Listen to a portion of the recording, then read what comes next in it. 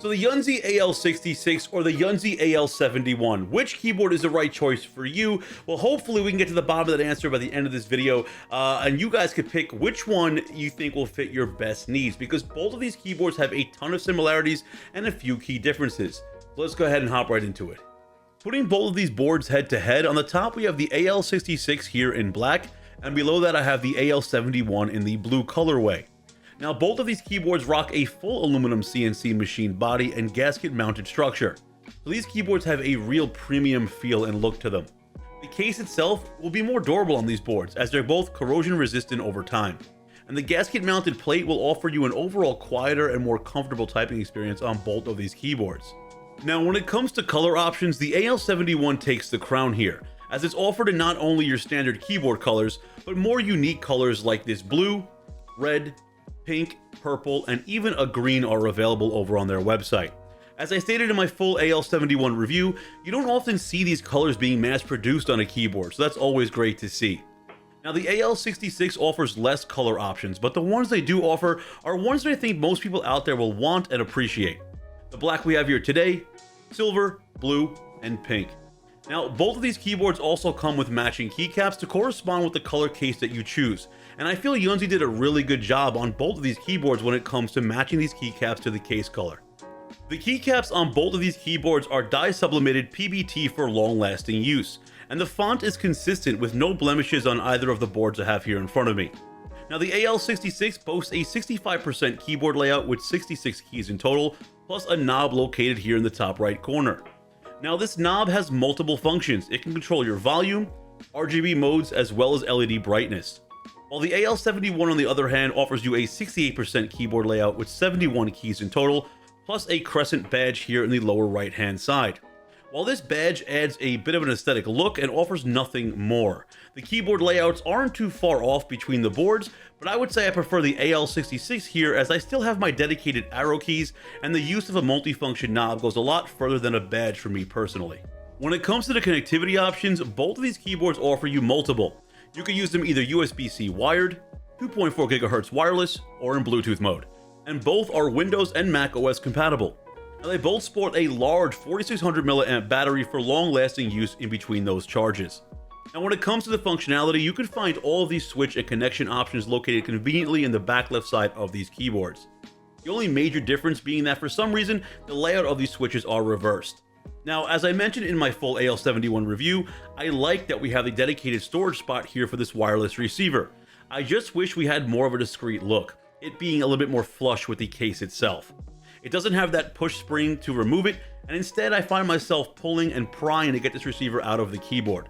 It's not a deal breaker, but just a bit annoying on both of these keyboards. When it comes to RGB and lighting, both of these keyboards do an exceptional job, and all of the keyboard's lighting can be controlled right off the keyboards themselves, or you could take it a step further and download Yunzii's official software that will work on both.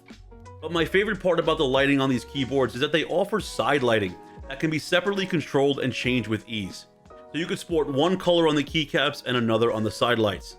Now, the LEDs on both of these keyboards are south facing, which is great for more visibility, and they won't get in the way of your switches.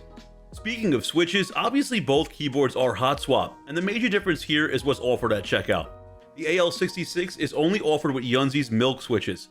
These are a linear switch with an actuation force of 45 grams. While the AL71 is offered in crystal white and peach V2 silent switches. Now, for comparison, my AL71 has the crystal switches, which are also a linear switch with the same actuation force of 45 grams, and both are factory pre-lubed.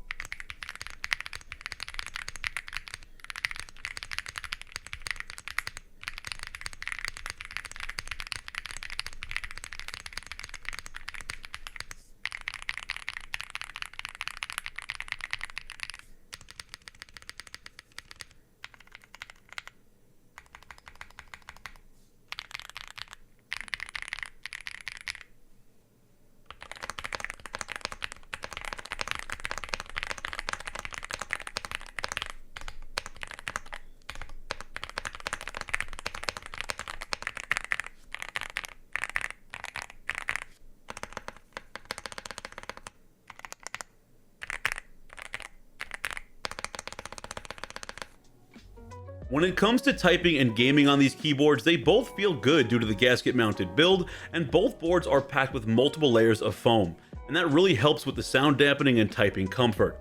Now, both of these keyboards don't offer any height adjustment, and they both sit on the same floor rubber footing. But comparing the two boards, I just felt that the AL66 sounded and felt a bit more hollow than the AL71 does. Now, this is all preference, and both switches have their own sound feedback. But if these aren't for you, Yunzii does offer a decent selection of switches across their website if you want to pick up some add-ons. They also offer these boards as a bare-bone kit without switches and keycaps at a lower price point.